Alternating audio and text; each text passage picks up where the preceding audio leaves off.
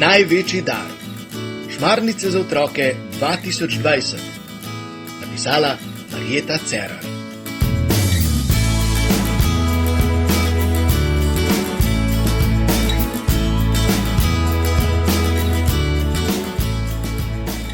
Petindvajseti dan šmarnic na Triglav.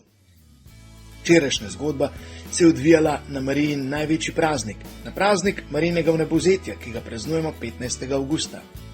Prav na ta dan je Polonin bratec Jošt postal Jezusov prijatelj. Prejel je dar svetega krsta. To je bil za družino velik praznik. Očka in mami sta spoznala, koliko ljudi je molilo za Jošta. Vsem sta se iskreno zahvalila. Mali Jošt pa je svoj pomemben dan bolj ali manj prespal in se sploh ni pustil motiti. Zvečer, na dan Joštovega krsta, je Polona spoznala, kako je, če dišiš po Jezusu.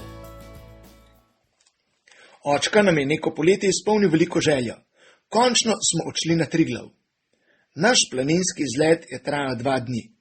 Prejšnji večer smo vse pripravili. V nahrbtnik smo dali vetrovke, nekaj rezervnih oblačil, vodo, hrano, čokolado, zemljevid in čelade. Pripravili smo pohodne čevlje in se hitro odpravili spat. Vstali smo zelo zgodaj in se odpeljali proti slapu Savica, kjer smo začeli naš pohod. Očka, dedi, Max, Lučka in jaz smo hodili počasi. Najprej smo osvojili Komarčo, nato smo prišli do 7 Triglavskih jezer in se ustavili pri koči na Doliču. Tam smo prenočili. Naslednji dan smo prehodili pot do koče Planika in se od tam povzpeli na Triglav. Bilo je naporno, vendar sem vesela, da nam je uspelo. Ko smo se po vzponu vrnili k koči Planika, smo srečali gospoda, ki je bil zelo dobre volje. Vse nas je povabil na pijačo.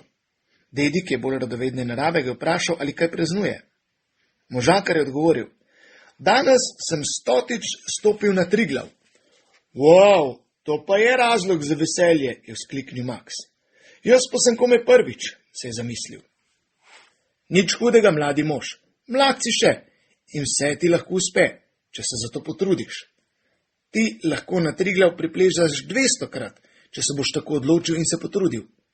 Veš, hoja v hribe je kot naše življenje.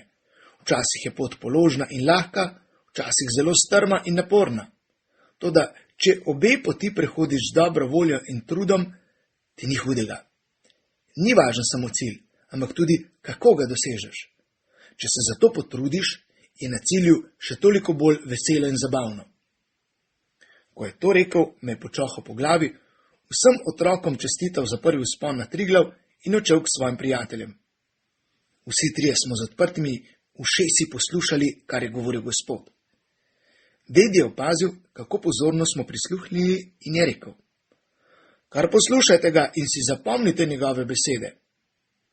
Dedi, ali si videl tisto kapelico ob poti, je vprašal Max. Zakaj so jo postavili tako visoko v gorah? Ker vsi planinci potrebujemo Božje varstvo. Tudi tukaj nas čuva Marija in njena priprošnja k Bogu. Včasih kapelico postavijo na kraju, kjer je kakšen planinec umrl ali se poškodoval. Prebral sem, da je lahko tudi hoja molitev, je rekel očka. Kako? Sem vprašala. Ko ljudje hodimo, imamo največ časa, da razmišljamo o sebi, o ljudeh okoli nas, o vsakdanjih dogodkih, lepih in težkih stvareh. V gorah smo najbližje Bogu, ker smo tako visoko in naša molitev nima tako dolge poti, je razmišljala Lučka. Res je dejal očka. No, zdaj pa je dovolj razmišljanja o tako težkih stvareh. Saj smo vendar na izletu in na izletu se je treba tudi zabavati, je utrujeno dejal dedi in nas povabil v kočo na nekaj sladkega.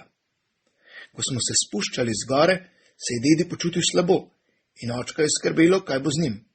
Počasi, a varno smo prišli do avtomobila in se odpeljali domov. Pot na Triglav je bila zanimiva. Spoznala sem, da se je treba za vsako stvar v življenju potruditi in verjeti, da zmoreš. Tudi Marija je verjela, da mora biti mama Božjemu sinu in je Bogu rekla, naj se zgodi tako, kot on želi. Naloga. Pri učenju ali drugem delu se potrudi po svojih najboljših močeh.